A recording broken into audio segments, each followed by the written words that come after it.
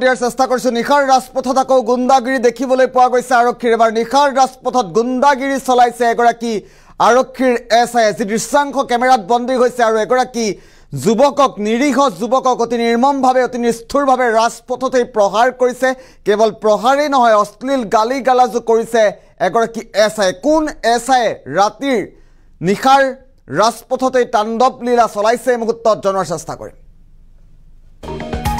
Breaking news এই মুহূৰ্তত নিশা হলেই কি হয় একাংশ আৰক্ষী বিষয়াৰ নিশা হলেই যেন বৰমতা হৈ পৰে একাংশ আৰক্ষী যি দৃশ্যাংশ দেখিলে আপুনিও ক'ব নিশাৰ ৰাজপথত আকৌ আৰক্ষীৰ গুণ্ডাগিৰি চলা পৰিলক্ষিত হৈছে MBAৰ ছাত্ৰক এইবাৰ বিনা কাৰণত প্ৰহাৰৰ অভিযোগ উঠিছে এগৰাকী আৰক্ষীৰ বিৰুদ্ধে উপ আৰক্ষী অধীক্ষকে এইবাৰ নিশাৰ ৰাজপথত তাণ্ডৱ চলাইছে সুৰামত্ত অৱস্থাত নিশা গুণ্ডাগিৰি লেখাপানী আৰক্ষী থানাৰ এছআই প্ৰাঞ্জল ফুকনৰ এখন ৰৈ থকা বাহনৰ পৰা উলিয়াই আনি প্ৰহাৰৰ অভিযোগ এগৰাকী MBAৰ ছাত্ৰক যুৱকগৰাকীক প্ৰহাৰৰ লগতে অশ্লীল গালি গালাজো কৰিছিল প্ৰাঞ্জল ফুকনে ইতিমধ্যে ভুক্তভোগী যুৱকৰ পৰিয়ালে দাখিল কৰিছে এজাহাৰ লেখাপানী আৰক্ষী থানাত এজাহাৰ দাখিল কৰিছে এছআই প্ৰাঞ্জল ফুকনৰ বিৰুদ্ধে পুনৰবাৰ উল্লেখ কৰিব বিচাৰিছো নিশা হলেই যেন নিজকে বৰমতা বুলি ভাবে একাংশ আৰক্ষীয়ে নিখাৰ ৰাজপথত আকৌ গুণ্ডাগিৰি চলিছে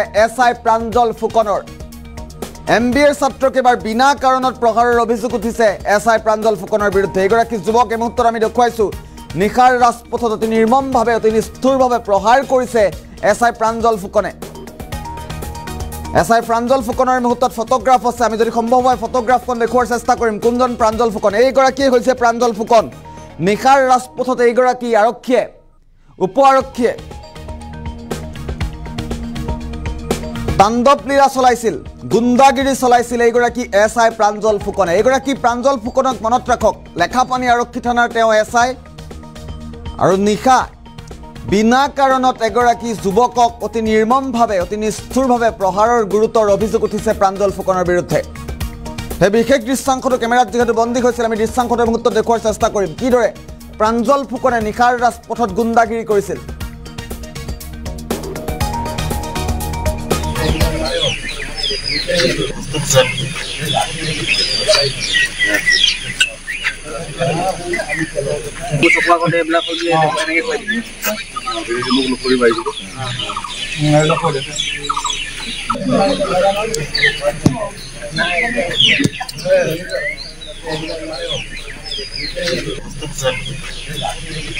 এগৰাকী হৈছে প্ৰাঞ্জল ফুকন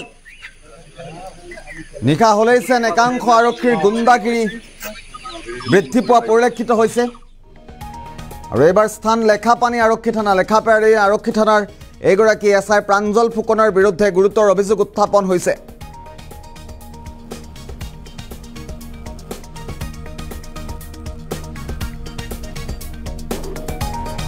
এইগৰাকী ছাত্ৰক এইগৰাকী MBAৰ ছাত্ৰক গুৰুতৰভাৱে প্ৰহাৰৰ অভিযোগ উঠিছে লেখাপানী আৰক্ষী থানাৰ এছআই প্ৰাঞ্জল ফুকনৰ বিৰুদ্ধে মন্তব্য আছে কিছু মন্তব্য আহি পৰিছে আমি পুনে পুনে মন্তব্য শুনোৱাৰ চেষ্টা কৰিম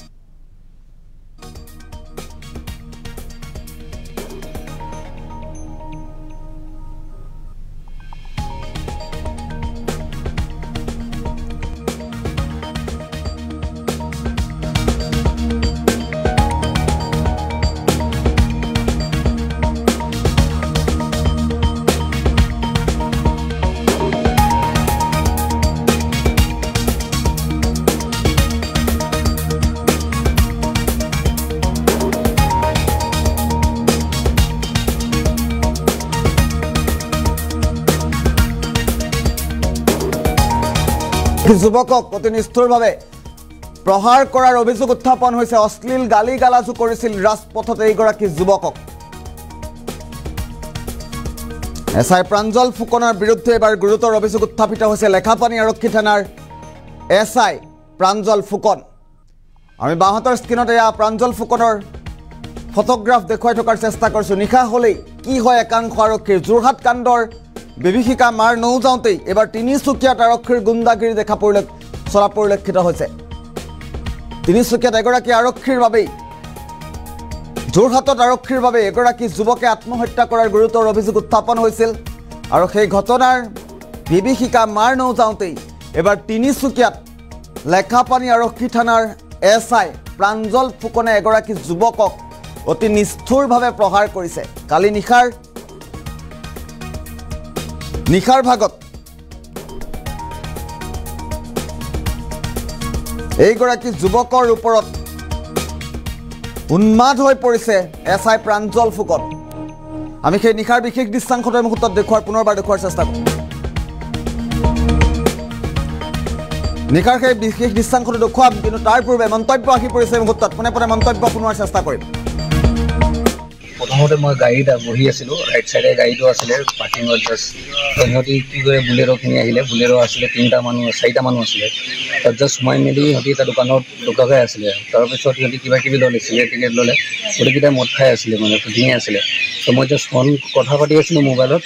ত' মোৰ গাড়ীৰ ফালে টৰ্চ লাইটটো দেখাইছে সিহঁতি, টৰ্চ লাইট বাৰে বাৰে দেখাইছে। তাতে মই ৰেছপন্স একো দিয়া নাই।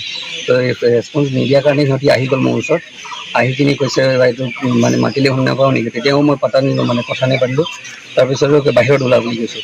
তো বাহিৰত নোলাওঁতে সিহঁতি আৰু এটা আহিলে এক্সৰ দিলে মোক প্ৰথম।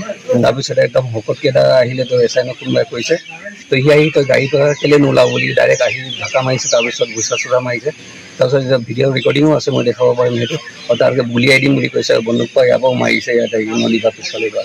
তাৰপিছত কৈছে ইয়াতে গুলিয়াই থৈ যাম, গম পাবি তেতিয়া, চিনি পোৱা নাই মোক বুলি কৈ আছে, মানে ধমকি দিলে। তাৰপিছত তাৰপৰা মই পলাই আহিলোঁ। তাৰ মোৰ গাড়ীখিনি চবে থানাত আহিলোঁ। তুমি কি কৰা? মই ষ্টুডেণ্ট হয় যে। কি কৰি আছো? MBA পঢ়ি আছোঁ, বেংগলোৰত MBA পঢ়ি আছোঁ। তাত জাষ্ট আহিছিলোঁ, এই তো এনেকৈ ঘটনা। 9 মাইলৰ নিবাসী শ্ৰী পদুম চেত্ৰী, বৰ্তমান বেংগলোৰস্থিত MBA ছাত্ৰ। যিহেতু কালি সন্ধিয়া সময়ত ঘৰ আহি পাইছিলেহি। আহি পোৱাৰ পিছতেই 3 মাইলৰ তেখেতৰ বন্ধু নিকি বৰাক তেখেতে লগ কৰিবলৈ আহোঁতে লেখাপানী থানাৰ ছেকেণ্ড IC যিজন SI, তেখেতে 3 মাইললৈ গৈছিল আৰু সম্পূৰ্ণ আৰক্ষীৰ পোছাক পৰিধান নকৰাকৈ, আৰু তেখেতৰ লগত কেইজনমান জোৱান গৈছিল এখন আৰক্ষীৰ গাড়ী লৈ, বলেৰ' গাড়ী লৈ।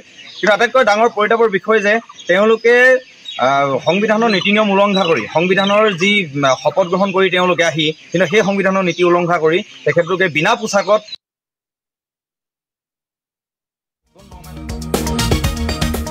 বেংগলোৰস্থিত MBA ছাত্ৰ। যিহেতু কালি সন্ধিয়া সময়ত ঘৰ আহি পাইছিলেহি।